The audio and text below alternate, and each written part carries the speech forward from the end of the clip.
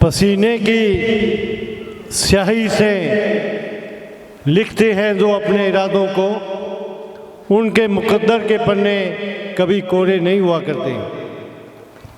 आज green leaf convent school के इस एनुअल डे पर, जिसका नाम ही उड़ान लिखा है इन्होंने, ये छोटे छोटे बच्चों के घर में इतने बच्चे अपने माँ से रो रहे हैं, चुप भी नहीं होते, उन बच्चों को इन्होंने तलाश कर जिस तरह तैयारी करवाई है, अरे बाप रे, क्या क्या काम के लिए मैं स्कूल के समस्त स्टाफ को, प्रधानाचार्य जी को, रॉबर्ट जी, जगदीश जी, जितने भी इस काम में लगे तैयारी करवाने, उन सबको बहुत बहुत शुभकामना भी देता हूँ, बधाई भी देता हूँ।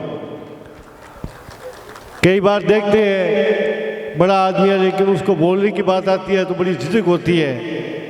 बचपन में मंच पर चाहे भाषण है, चाहे कोई कल्चर प्रोग्राम है, उसमें बच्चा अपनी उपस्थिति देता है तो उसकी झिझक दूर होती है।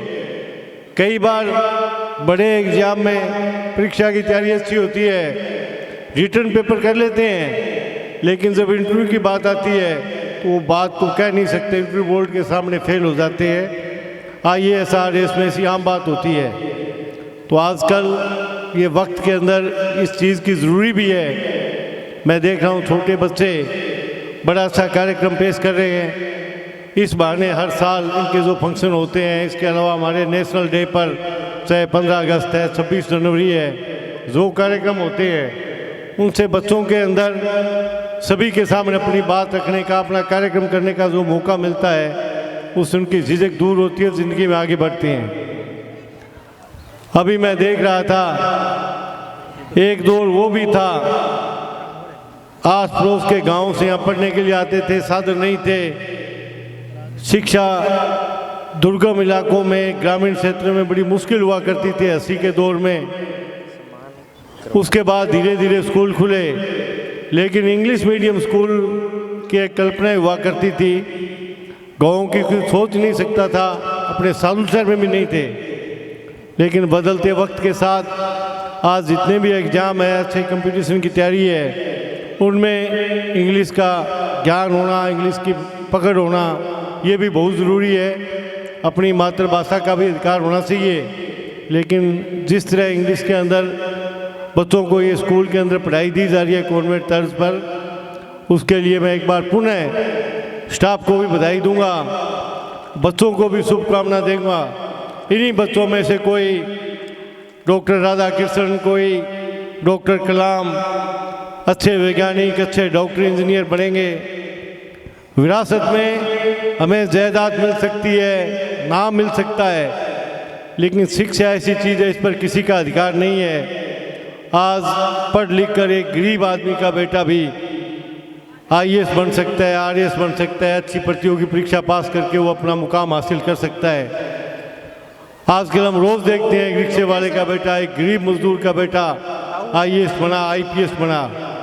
हमारे आस पड़ोस में से उदाहरण मिल जाएंगे।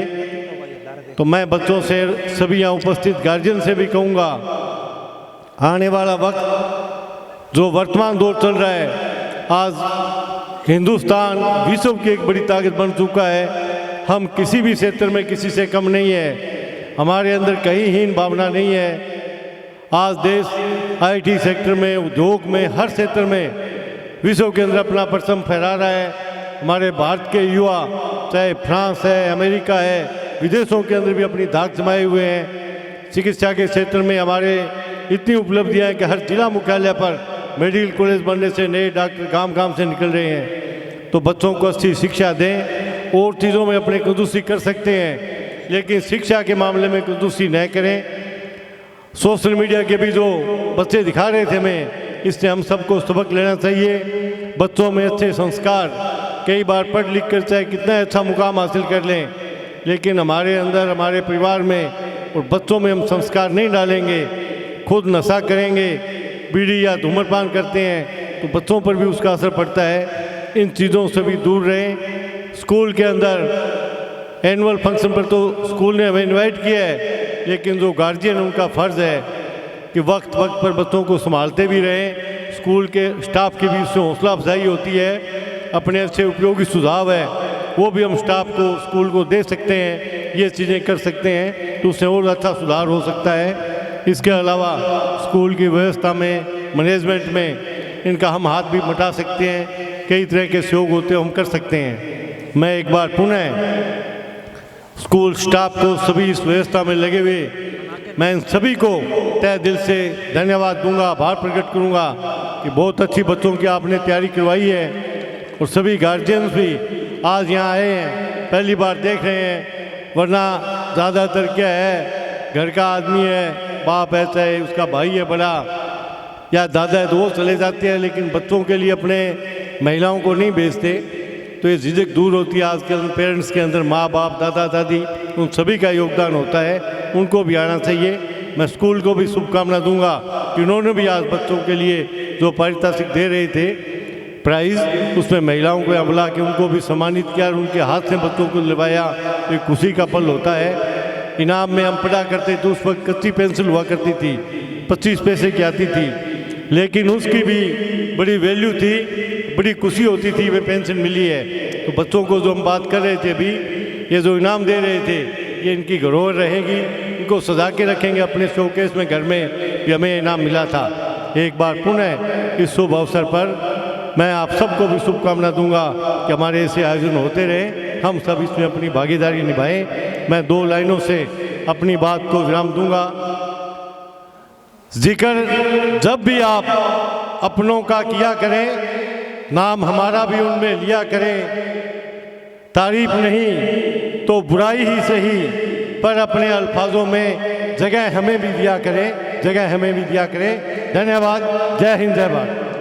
बहुत बहुत धन्यवाद जी श्री आत्माराम जी का, जो इन्होंने हमारे लिए अपना अमूल्य समय निकाला। एक बार प्राइज दें। अभी